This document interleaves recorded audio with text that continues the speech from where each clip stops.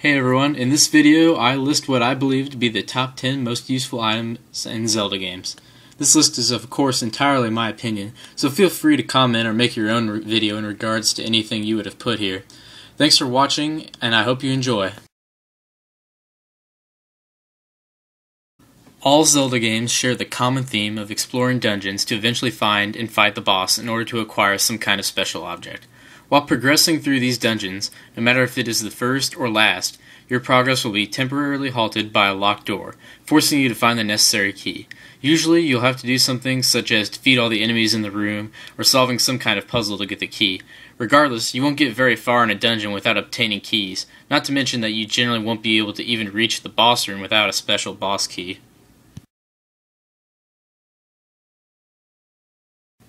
The Boomerang is one item that has appeared in many Legend of Zelda games. In some games, it has been used to hit switches or retrieve faraway items, while in other games it is more useful as an actual weapon. Most notably, the Boomerang in Link's Awakening is extremely powerful. It can kill essentially every enemy in one hit, making it even stronger than the sword you start out with. It comes at a price, though, as you have to trade one of your other items for it. However, it is well worth it.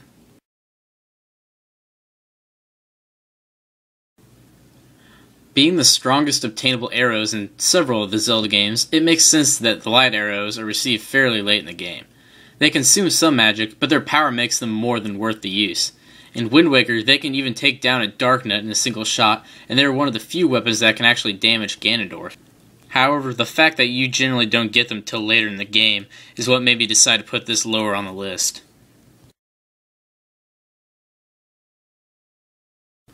In several Zelda games, some kind of musical instrument, whether it's the Ocarina of Time, the Wind Waker, or the Goddess's Harp, usually plays some sort of pivotal role in the game's story.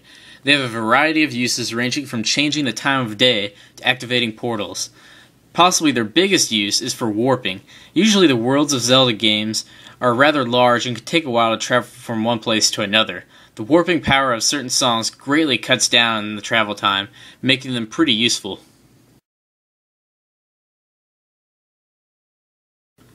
With the exception of Skyward Sword, Link is often a fairly slow-moving character.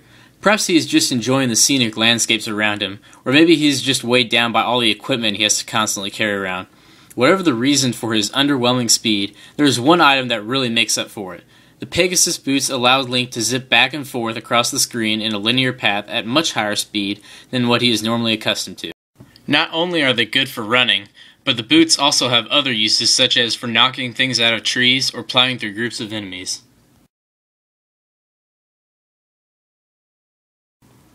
The hook shot, or the long shot and claw shot variations, are inarguably one of the most useful items in the series. Given Link's limited jumping ability, the hook shot allows Link to access places that would otherwise be too high up or too far away for him to get to.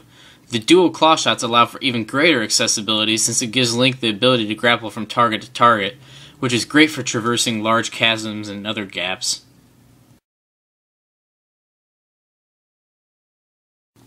As I just mentioned, Link has a very limited jumping ability. He's generally limited to leaping down ledges, and in the 3D games, being able to perform fairly short automatic jumps between some ledges. However, in the non-3D games, Link needed another method of moving across gaps. With the Rock's Feather, or in some games the Rock's Cape, Link gained the ability to jump over those gaps with ease. The Rock's Cape offered even more of an improvement by allowing Link to actually soar through the air for a short period of time.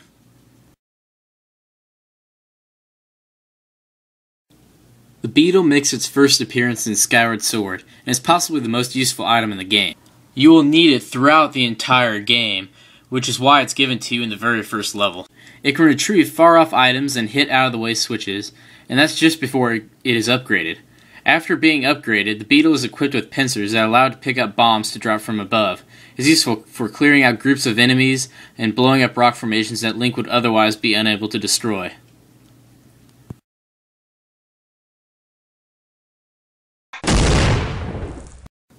I mean, does there really need to be an explanation for this one?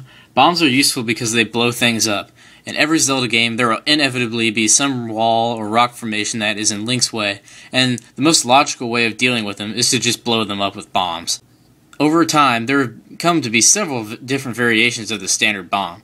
My personal favorites being the bomb arrows and the remote bombs from Minish Cap that you can detonate whenever you wish. There is nothing more frustrating than fighting a difficult boss and dying and being forced back to the beginning of the dungeon to start the fight over. This is why fairies are such an important item in the Zelda games. If I'm not mistaken, they've been in every single Zelda game in the series to date. Some games they only restore a limited amount of hearts, other games they restore all of them, but any of those results is better than death. Fairies can mean the difference between going through a level without much trouble and having to repeatedly start over at the beginning due to dying, making them the #1 item in Zelda games. That's it for my list of the top 10 items in Zelda games. I hope you enjoyed, and thanks again for watching.